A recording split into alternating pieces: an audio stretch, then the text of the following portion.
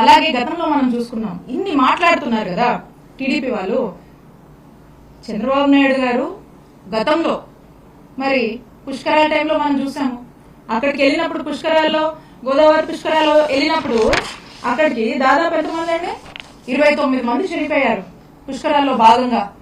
తనకున్నటువంటి ప్రచార యావలో భాగంగా 29 మందిని బలికొన్నారు ఆ కార్యక్రమంలో.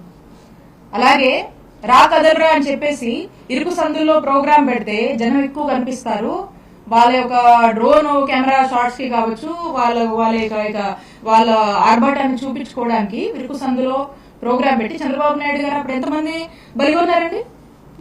ఆ టైంలో కందుకూరులో 8 మంది చనిపోయారు. అంతేందుకు మన గుంటూరులో ఉయ్యూరు ఫౌండేషన్ లో చీరలు పంచుతామని అమాయకపు మహిళలకు ఆశ చూపి ఆ కార్యక్రమంలో మరి వాళ్ళు పాల్గొంటే తొక్కిసలాట అయిపోయి 3 చనిపోయారు. కనీసం పట్టించుకోలేదు. మేమందరం వెళ్ళాం ఆ రోజు. 3 మహిళలు చనిపోయారు ఆ రోజున. తిరుపతిలో మనం చూసాము, ఆ క్యూ లైన్ లో మరి 6 చనిపోయారు.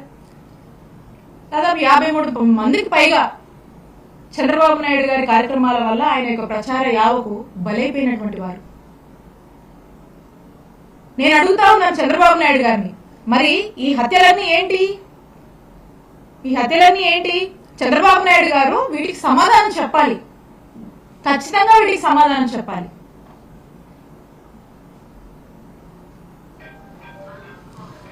ఇలా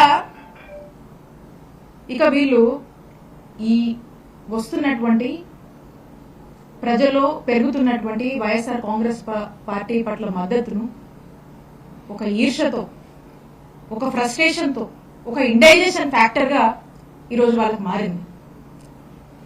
ఇక దీంట్లో భాగంగా ఎక్కడికక్కడ జగన్మోహన్ రెడ్డి గారు జనం వస్తున్నారు.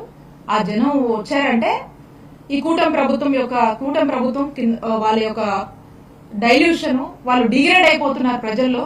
కూటమి ప్రభుత్వం యొక్క ఉనికి తగ్గుతుంది, ఈ ప్రభుత్వం ఫెయిలియర్ అని చెప్పి ప్రజలు మాట్లాడుతున్నారు అనేటువంటి విషయాన్ని గ్రహించుకొని వీళ్ళు ఇక ఏదో ఒక డైవర్షన్ పాలిటిక్స్ చేస్తూ ఉంటారు. మనం చూస్తూ ఉన్నాం రీసెంట్ టైమ్స్ లో ఒక పెద్ద మనిషి మాట్లాడుతూ ఉన్నారు. ఎవరో పెద్ద మనిషి అంటే ఎవరో కాదు, చంద్రబాబు నాయుడు గారు మాట్లాడుతూ జగన్మోహన్ రెడ్డి గారిని భూస్థాపితం చేస్తారట, ఆయన చెయ్యాలనున్నట్టు. దాని గురించి చంద్రబాబు నాయుడు గారు మాట్లాడుతున్నారు. మరి ఏదైతే ఆయన మాట్లాడుతున్నారో ఆయన పార్టీకి సంబంధించినటువంటి లీడర్స్ రీసెంట్ గా చూసాం మనం, బుచ్చయ్య చౌదరి గారు, ఆయన ఏం మాట్లాడుతున్నారు? ఆయన కూడా అదే ఇంకేదో మాట్లాడుతున్నారు. ఆయన అసలు ఏం మాట్లాడుతున్నారు మీరు?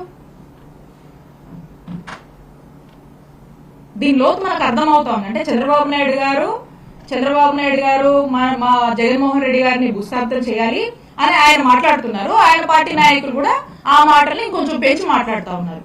అంటే దీని వెనకాల ఒక పెద్ద కుట్ర నడుస్తుందని మనకు స్పష్టమవుతా ఉంది. ఒక కుట్రకు తెరలేపుతున్నారు. ఎందుకంటే ప్రజల్లో వస్తున్నటువంటి ఆదరణ, ప్రజల్లో కూటమి ప్రభుత్వం పైన చంద్రబాబు నాయుడు గారి నాయకత్వం మీద వస్తున్నటువంటి వ్యతిరేకతను వాళ్ళు మంచి చేసుకునే దాని మీద లేక జగన్మోహన్ రెడ్డి గారిని, మా పార్టీని ఏదో భూస్థాపితం చేయాలని మాట్లాడుతూ ఉన్నారు. అంటే ఇలాంటి ఒక కుట్రకు తెరలేపి జగన్మోహన్ రెడ్డి గారు లేకుండా చేయాలి అనేటువంటి ఒక ప్రయత్నము, ఒక వాళ్ళలో ఉన్నటువంటి ఒక రాక్షస కోరికలు అనేది వాళ్ళ యొక్క మాటల్లో వ్యక్తపరుస్తూ ఉన్నారు.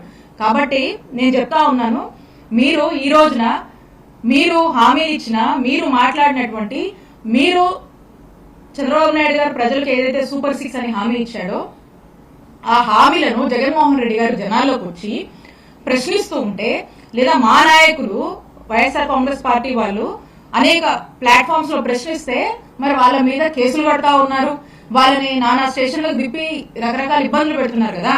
మరి మీరు మాట్లాడుతున్నారు, మిమ్మల్ని ఏం చేయాలి? సేమ్ మీ మీద కూడా అప్లై చేయాలి కదా. మరి ఖచ్చితంగా అంటా ఉన్నాము, బుచ్చయ్య చౌదరి గారు ఏదైతే మాట్లాడుతూ ఉన్నారో మేము దాన్ని తీవ్రంగా ఖండిస్తున్నాము. మీ మీద కూడా, మీరు ఇలా మాట్లాడుతున్నందుకు మీ మీద కూడా తగిన చర్యలు తీసుకోవాలని మేము డిమాండ్ చేస్తా ఉన్నాము.